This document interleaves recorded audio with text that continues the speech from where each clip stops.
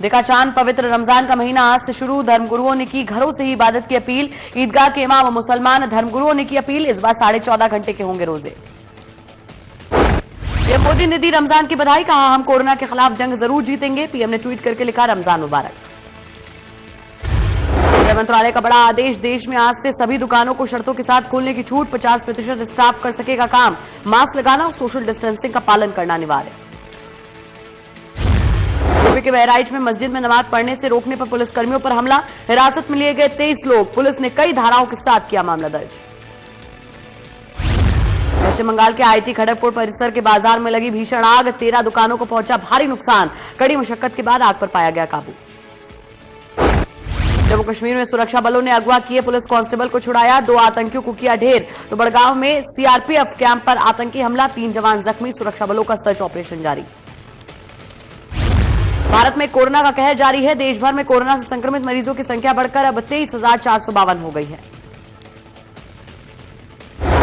वहीं 4,814 लोग ठीक होकर डिस्चार्ज हो चुके हैं, जबकि 723 लोगों की मौत हो चुकी है।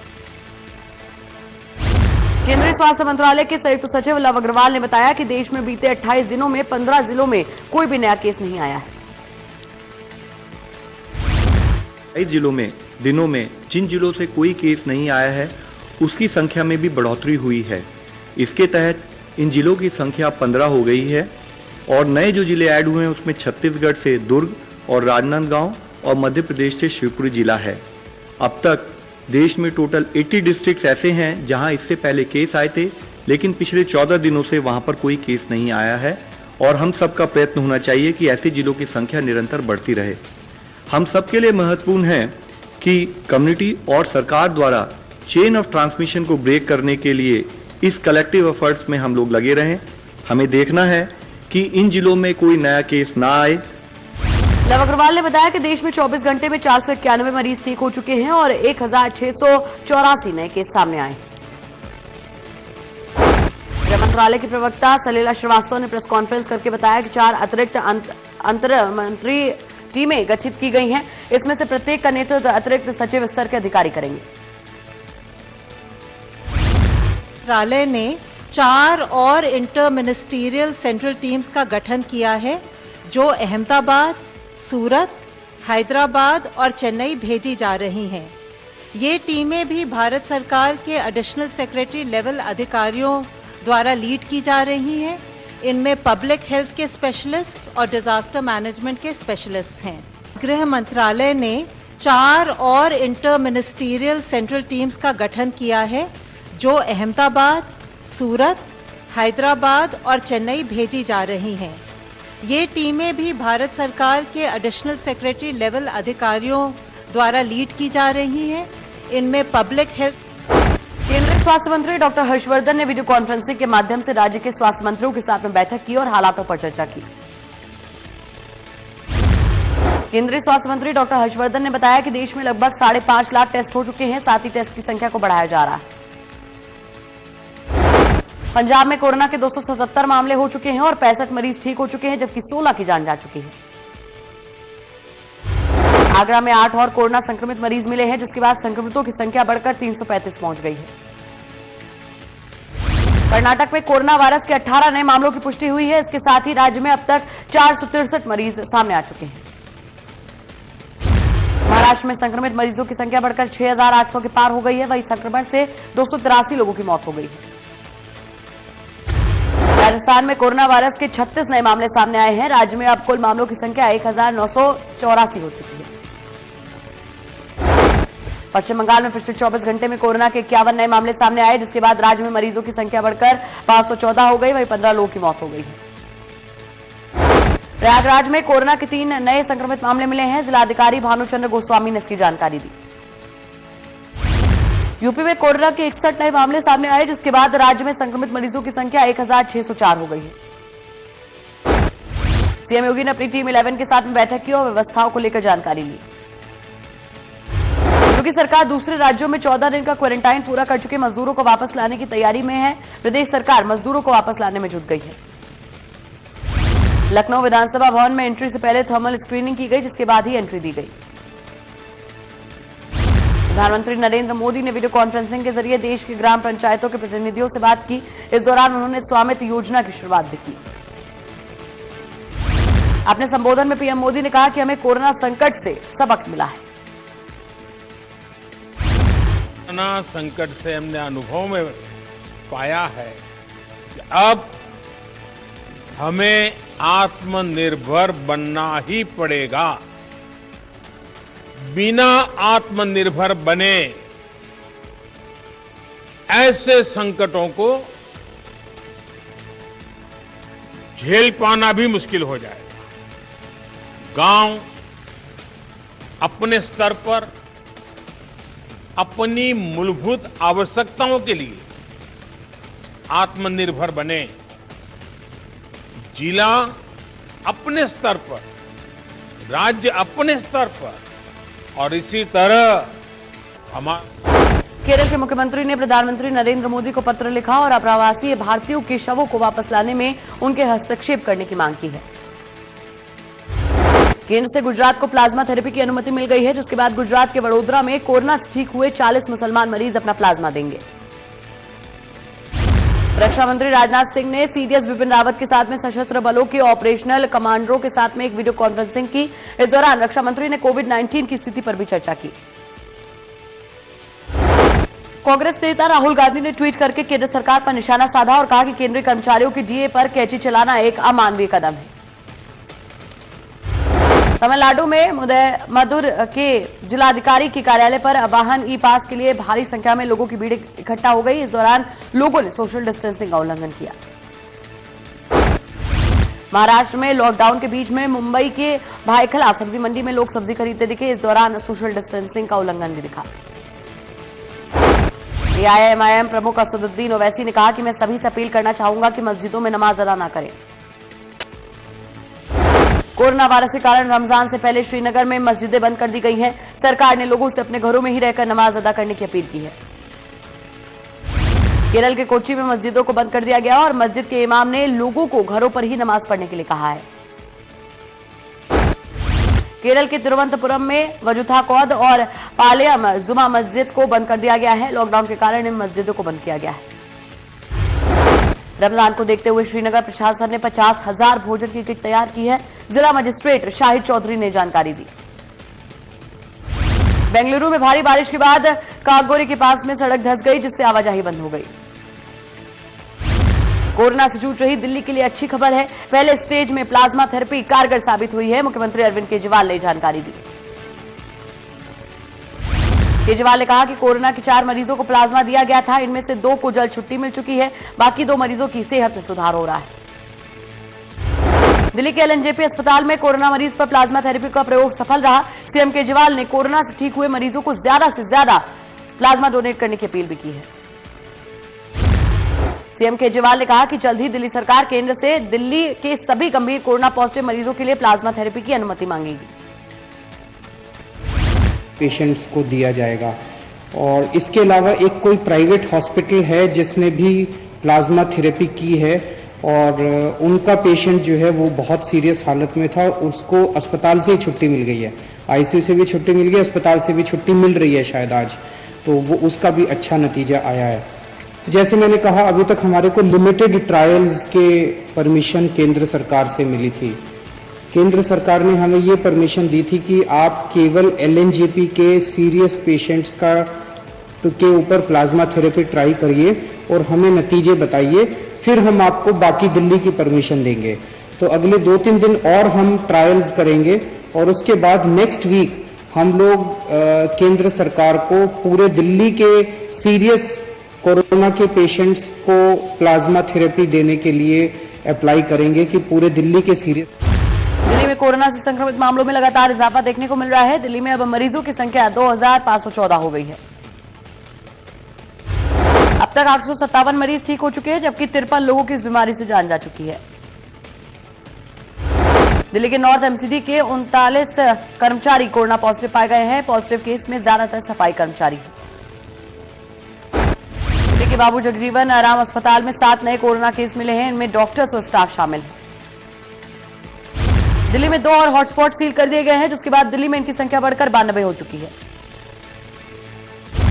चांदनी महल के हॉटस्पॉट इलाकों में डीएम समेत पुलिस ने फ्लैग मार्च निकाला और लोगों से घरों में रहने की अपील की। दिल्ली यूपी बॉर्डर पर पुलिस ने सख्ती कर दी है और पुलिस बैरिकेडिंग लगाकर चेकिंग अभियान चला रही है। नजफगढ़ में बने शेल्टर होम में एसडीएम और एक एनजीओ की तरफ से बच्चों को खिलौने बांटे गए और इस दौरान बच्चों ने अपनी कलाकारी भी दिखाई। लॉकडाउन के बीच में दिल्ली पुलिस ने एक बुजुर्ग की मदद की और उसकी जरूरी दवा को बुजुर्ग के घर तक पहुंचाया। देहरादून से एक डॉक्टर कर रही थी जो मेडिकल स्टूडेंट है, और उन्होंने ट्वीट करते हुए दिल्ली पुलिस से अपने मामा के लिए एक दवाई जो कि बिल्कुल नहीं मिल रही थी कहीं भी, उसको प्रोवाइड कराने के लिए रिक्वेस्ट करी। उसको प्रोवाइड कराने के लिए उन्होंने भी काफ़ी कोशिश किया था। उन्होंने तमाम जितने भी मेडिकल स्टोर थे बड़े बड़े देहरादून में और दिल्ली में, वहाँ कोशिश किया, और जितने भी ऑनलाइन पोर्टल थे वहाँ भी उन्होंने डाला था, लेकिन सभी ने आउट ऑफ स्टॉक बता करके मना कर दिया था। मैंने भी ट्राई किया, हर जगह ट्राई किया, लेकिन जो भी केमिस्ट शॉप थे सब ने बता दिया आउट ऑफ स्टॉक है। फिर मैं कई डिस्ट्रीब्यूटर से बात किया, उन्होंने भी आउट ऑफ स्टॉक बता दिया। फिर मेरी एक डिस्ट्रीब्यूटर से मेरी बात हुई, जिन्होंने एक जो इस दवाई के मैन्युफैक्चरर हैं, उस मैन्युफैक्चरर के थ्रू हमें। दिल्ली पुलिस के एमएस पीआरओ रंधावा ने रमजान को लेकर मुस्लिम समुदाय को बधाई दी और घरों में ही रहकर रमजान की नमाज पढ़ने की अपील की। और इसके साथ साथ ये अपील भी करना चाहूँगा कि जो रमज़ान में फास्टिंग, रोज़े और प्रेयर्स हैं, उसके दौरान आप घर में रहें, घर से बाहर मत निकलें और लॉकडाउन की वायलेशन ना करें। नमाज घर में अदा करें और सहरी भी घर में ही लें, बाहर ना निकलें और किसी भी तरह की जो गाइडलाइंस है उसका वायलेशन ना करें। और इसके साथ साथ ही जो अजान है वो एज पर एनजीटी गाइडलाइंस वो परमिटेड है, और उसमें एक जो एनजीटी की गाइडलाइंस है उसको फॉलो करें और आप दिल्ली पुलिस का सहयोग करें, मुबारकबाद देना चाहूंगा। और इसके दिल्ली में पार्लियामेंट स्ट्रीट पर जामा मस्जिद को बंद कर दिया गया और नोटिस लगाकर लोगों को अपने घरों पर नमाज अदा करने के लिए कहा गया। दिल्ली की मंडोली जेल में दो गुटों के बीच में ब्लेडबाजी हुई, जिसमें कई मुजरिम घायल हो गए। दिल्ली के आजादपुर मंडी में डर और अफवाहों के बीच में सरकार ने डैमेज कंट्रोल शुरू किया है और डॉक्टर्स की टीम शुक्रवार को आजादपुर मंडी पहुंची। बता दें कि बड़े पैमाने पर थर्मल स्क्रीनिंग की गई, जिसके बाद मंडी के कर्मचारियों के बीच भरोसा बनाने की कोशिश भी की गई। की चपेट में मंडी में वो उसको होता है, उसकी डेथ होती है, तो उसकी जिम्मेदार सरकार है। 27 तारीख के ये असर बंद का दिखने लॉकडाउन होने जा रहा है। जो लोग आप पलट रहे हैं बड़े बड़े कि हम नहीं कह रहे, और वो आप मंडी में आ नहीं रहे और उनका स्टाफ माल बेच रहा है, क्यों स्टाफ की हत्या कराने पे लगे हैं? स्टाफ की जो हत्या कराने पे लगे हैं वो सरकारी अधिकारी जिम्मेदार होंगे, वो सरकारें जिम्मेदार होंगी। किसी की डेथ हुई, वो डेथ नहीं होगी, वो हत्या करवा रहे हैं और वो उसके जिम्मेदार वो हैं। हरियाणा में कोरोना के मामलों में इजाफा हुआ, जिसके बाद प्रदेश में मरीजों की संख्या बढ़कर 275 हो गई है। 186 मरीज ठीक होकर डिस्चार्ज हो चुके हैं, जबकि 3 लोगों की मौत हो चुकी है। फरीदाबाद में कोरोना के 43 संक्रमित मामले हो चुके हैं, जबकि 29 लोग ठीक होकर घर जा चुके हैं। गुरुग्राम में कुल मरीजों की संख्या बढ़कर 47 हो चुकी है, जबकि 35 मरीज पूरी तरीके से ठीक हो चुके हैं। कैथल जिले के 9 साल के बच्चे ने कोरोना की जंग जीत ली, जिसके बाद उसे अस्पताल से छुट्टी दे दी गई। फरीदाबाद के सिविल अस्पताल में लगाई गई सैनिटाइजर टनल को हटा दिया गया। इस टनल में इस्तेमाल होने वाले केमिकल से होने वाले नुकसान के चलते फैसला लिया गया। हरियाणा के झज्जर में महिला पुलिस ने कि उसके हिसाब से भी इसकी आंखों पे, स्किन पे और साइकोलॉजिकल प्रभाव पड़ता है, तो उसकी वजह से आईसीएमआर ने इसके लिए रोक लगा दी है। तो हमारे हॉस्पिटल में थी या जैसे भी हमने सब जगह मना कर दिया भी ये ना लगाए। उसकी हमारे पास आईसीएमआर के लेटेस्ट गाइडलाइन आई है कि उसके हिसाब से भी इसकी आंखों पे, स्किन पे और साइकोलॉजिकल प्रभाव पड़ता है, तो उसकी वजह से आईसीएमआर ने इसके लिए रोक लगा दी है। तो हमारे हॉस्पिटल में थी। हरियाणा के झज्जर में महिला पुलिस ने चेकिंग अभियान चलाया और वाहनों के चालान काटे। 2 टीमें हैं, दोनों टीमें लगातार चेकिंग कर रही है और सभी नाकों की और जो पेट्रोलिंग पार्टी है उनको 2 संतरे या विटामिन सी की टैबलेट दी जाती है। जो नाकों पे है उनको आडोमास और कछुआ छाप भी दी जाती है। डे बाई डे हमारी 2 टीमें हैं, दोनों टीमें लगातार चेकिंग कर रही है। रेवाड़ी पुलिस ने चेकिंग अभियान चलाया और वाहन चालकों से पूछताछ की। गाजियाबाद के एसपी की पहल पर एक सहायता समूह के जरिए मास्क और सैनिटाइजर का स्टॉल लगाया गया और लोगों को नो लॉस नो प्रॉफिट के आधार पर मास्क और सैनिटाइजर बेचे गए। मास्क लगाना जो है सरकार द्वारा अनिवार्य कर दिया गया है कोरोना महामारी के संक्रमण को रोकने के लिए। तो उसी दिशा में ये कदम उठाया गया है कि जब हम रोड पर जो लोग चल रहे हैं उनको पुलिस प्रशासन भी और अन्य लोग भी जो प्रशासन के हैं उनको टोकते हैं और उनको कहते हैं कि मास्क लगाना मैंडेटरी है। तो कई बार ये देखने में आता है कि उनको पता ही नहीं है मास्क कहाँ से लेकर आना है या कहाँ मिलेगा मास्क। तो उसी दिशा में ये कदम जिला प्रशासन द्वारा उठाया गया, बहुत ही सराहनीय कदम है कि जो सेल्फ हेल्प ग्रुप द्वारा मास्क बनाए जा रहे हैं almost no profit no loss पर इसको जो है यहाँ बेचा जाएगा। इसमें एक तरह से मास्क की अवेलेबिलिटी जो है आम लोगों के लिए जो कि रोड पर अपने आवश्यक कामों के लिए निकलते हैं। रेवाड़ी में वाल्मीकि समाज के लोगों ने सफाई कर्मचारियों पर फूलों की वर्षा की और उनको सम्मानित किया। सिरसा में भोजन की व्यवस्था कर रही सामाजिक संस्थाओं के खाने का लोग दुरुपयोग कर रहे हैं और खाने को बिना खाए फेंक रहे हैं। जो रोटी है उसका दुरुपयोग, 2 बड़े बड़े बोरे भरे हुए हैं, ठीक है, वो तो एक कबाड़ी है। शहर में मुझे सुनने में है 3 से 4 ऐसे कबाड़ी हैं जो कि भरे भरे बोरे, जो ये जो गरीब तबका, मैं XYZ कुछ कहना नहीं चाहूँगा कि कौन उनको बेच रहा है, उसका जो रोटी का इतना दुरुपयोग हो रहा है, जो कि अन्न जो अनाज जो पेट में जाना चाहिए वो कबाड़ी उसको मार्केट में बेच रहे हैं। रोटी को बड़े बड़े बोरे बैग भर के। गोहाना की अनाज मंडी में भारी संख्या में किसान गेहूं लेकर पहुंचे, जिससे मंडी के बाहर लंबा जाम लग गया, जिसके चलते किसानों को काफी ज्यादा परेशानियों का सामना करना पड़ा। यमुनानगर के दुर्गा गार्डन इलाके में पुलिस ने एक डीजे के गोदाम पर छापेमारी की और 7 लोगों को जुआ खेलते हुए गिरफ्तार किया। साथ ही मौके से 27,420 रुपए भी बरामद किए। नदी थी भी हमारे यहाँ दुर्गा गार्डन में एक जगह है भी वहाँ पे जुआ सट्टा कुछ लोग कर रहे हैं, जिस पर रेडिंग पार्टी तैयार करके रेड करी गई, जहाँ पे हमने जैसे कुछ उसमें 7 आदमी हमारे से हमने गिरफ्तार करे हैं। कुछ आदमी अंधेरे का फायदा उठा के भागने में कामयाब हो गए, जिनसे तकरीबन 27,420 रुपये बरामद हुए। उनके खिलाफ IPC 188 लॉकडाउन के तहत और जुए की है 13,367 गैमलिंग एक्ट की धाराओं के तहत मुकदमा दर्ज किया है। गुरुग्राम पुलिस ने 76 लोगों को पंजाब से गोरखपुर ले जा रहे एक कैंटर को पकड़ा और कैंटर को जब्त करके चालक समेत 3 लोगों को गिरफ्तार किया। 3 लोग गुरचरण हरविंदर और गुरुसेवक नाम के आदमी, उनको बरगला के और उनसे 2-2 हज़ार रुपये ले लिए और उनको कहा कि भी तुम्हें तुम्हारे वहाँ महाराजगंज वहाँ छोड़ देंगे गोरखपुर, और रास्ते में रोक के उनसे दबाव बना के और 1-1 हज़ार रुपये और ले लिए और उनको वहाँ लेके ये जा रहे थे। उन्होंने इस तरह की कार्रवाई करके ये लॉकडाउन के जो आदेश थे उनकी वायलेशन की है, जिस पे हमने कैंटर के जो मालिक और ये चालक तीनों लोग थे इनको अरेस्ट कर लिया है और आगामी कार्रवाई इसमें। अमेरिका में कोरोना कहर जारी है। अमेरिका में अब तक 50,800 से ज्यादा लोगों की मौत इस बीमारी के चलते हो चुकी है। अमेरिका में कोरोना महामारी की चपेट में 8,90,000 से ज्यादा लोग हैं। वहीं राहत की बात यह है कि 90,000 से ज्यादा लोग ठीक भी हो चुके हैं।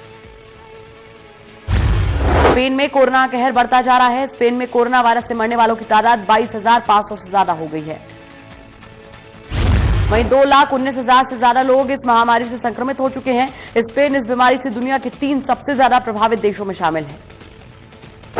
फ्रांस भी कोरोना की चपेट में है। फ्रांस में अब तक कोरोना वायरस से 1,58,000 से ज्यादा मरीज हो चुके हैं। 42,000 से ज्यादा लोग ठीक भी हो चुके हैं, जबकि 21,800 से ज्यादा लोग अपनी जान गंवा चुके हैं। WHO ने चीन के लिए खजाना खोला है और $3 करोड़ की अतिरिक्त राशि दान करने का फैसला किया है। चीन के विदेश मंत्रालय के प्रवक्ता ने कहा कि चीन ने WHO को $3 करोड़ अतिरिक्त दान देने का फैसला लिया है। ये राशि पहले दी गई $2 करोड़ की राशि से अलग होगी। व्हाइट हाउस के संवाददाता सम्मेलन के दौरान राष्ट्रपति ट्रंप ने बड़ा बयान दिया और कहा कि हम पर हमला हुआ है, ये कोई फ्लू नहीं था, ये हम पर बड़ा हमला था। अंतर्राष्ट्रीय रेटिंग एजेंसी फिच ने भारत की GDP ग्रोथ को घटा दिया है और वर्ष 2020-21 के लिए 0.8% रहने का अनुमान लगाया है। फिच रेटिंग्स के चीफ ने कहा कि विश्व GDP के 2020 के लिए 3.9% गिरने का अनुमान है। युद्ध के बाद की अवधि में अभूतपूर्व गहराई की मंदी है। केंद्र सरकार ने कंपनियों को बड़ी राहत दी है और नया मामला 1 वर्ष तक आईबीसी में नहीं ले जाने का फैसला किया है। कंपनियों के हित में लिए गए इस निर्णय से कंपनियों को 1 साल तक दिवालिया घोषित होने से राहत मिलेगी। साथ ही सरकार कंपनियों के लिए राहत पैकेज की भी तैयारी कर रही है। इंडिगो एयरलाइंस ने सरकार की अपील पर अमल किया है और स्टाफ की सैलरी काटने का फैसला वापस ले लिया है। इंडिगो के सीईओ रोनोजॉय दत्ता ने कहा कि एयरलाइन ने वेतन में कटौती के निर्णय को वापस ले लिया है। उन्होंने कहा यह निर्णय सरकार की अपील पर लिया गया है। उद्यमियों की चिंता को देखते हुए उद्योग सचिव ने औद्योगिक संगठनों के साथ बैठक की। बैठक में औद्योगिक उत्पादन के नियमों में बदलाव के सुझाव मांगे गए। बैठक में उद्यमियों ने कहा कि उन्हें उत्पादन शुरू करने की कोई जल्दी नहीं है। देश में बड़े महानगरों में पेट्रोल और डीजल की कीमतों में कोई बदलाव नहीं हुआ है, जिसके बाद अब तेल पुराने दामों पर बिक रहे हैं। राजधानी दिल्ली में पेट्रोल 69.59 रुपए प्रति लीटर की दर से बिक रहा है, तो वहीं डीजल 62.29 रुपए प्रति लीटर पर मिल रहा है।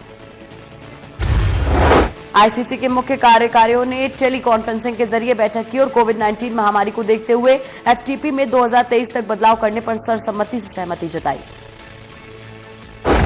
आईसीसी बैठक में विश्व टेस्ट चैंपियनशिप और प्रस्तावित वनडे लीग को लेकर चर्चा हुई। साथ ही टी20 विश्व कप के आयोजन को लेकर भी चर्चा हुई। ऑफ स्पिनर हरभजन सिंह ने धोनी के भविष्य को लेकर टिप्पणी की और कहा कि उन्हें नहीं लगता है कि महेंद्र सिंह धोनी फिर से भारतीय टीम के लिए खेलेंगे। हरभजन ने कहा कि जहां तक मैं उन्हें जानता हूं, वो फिर भारतीय टीम की नीली जर्सी नहीं पहनना चाहेंगे। सचिन तेंदुलकर ने अपने जन्मदिन पर अपने रिकॉर्ड तोड़ने वाले खिलाड़ी का खुलासा किया और कहा कि विराट कोहली और रोहित शर्मा ऐसे 2 खिलाड़ी हैं जो मेरे रिकॉर्ड तोड़ सकते हैं। सचिन तेंदुलकर ने कहा कि विराट कोहली और रोहित शर्मा मेरा रिकॉर्ड तोड़ सकते हैं। अब ये दोनों खिलाड़ी अच्छा कर रहे हैं और रिकॉर्ड पर रिकॉर्ड बना रहे हैं। पाकिस्तान क्रिकेट टीम के पूर्व कप्तान इंजमाम उल हक ने आरोप लगाते हुए कहा कि जिन भारतीय बल्लेबाजों के खिलाफ उन्होंने खेला वो अपने लिए शतक बनाते थे। इंजमाम ने कहा कि जब हम भारत के खिलाफ खेलते थे तो कागजों पर उनकी बल्लेबाजी हमसे मजबूत थी। हमारे बल्लेबाज 30 से 40 रन भी बनाते थे तो वो टीम के लिए होते थे। वेस्ट इंडीज में क्रिकेटरों को इस साल मैच फीस नहीं मिली है, जिससे वो परेशान हैं। वेस्ट इंडीज क्रिकेट बोर्ड ने खिलाड़ियों की रिटेनरशिप फीस का भुगतान करने के पहले ही कर दिया था, लेकिन क्रिकेटर्स को जनवरी से उनकी मैच फीस का भुगतान नहीं किया गया है।